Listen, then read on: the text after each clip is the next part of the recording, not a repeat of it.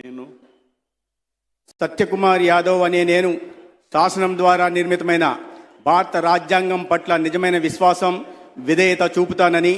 భారతదేశ సార్వభౌమాధికారాన్ని, సమగ్రతను కాపాడుతానని ఆంధ్రప్రదేశ్ రాష్ట్ర మంత్రిగా నా కర్తవ్యాలను శ్రద్ధతో,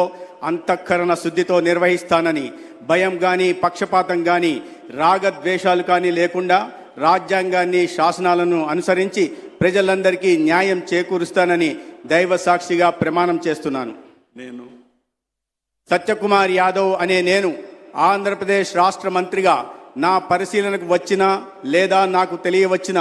ఏ విషయాన్ని నా కర్తవ్యాలను సక్రమంగా నిర్వహించేందుకు అవసరమైన మేరకు తప్ప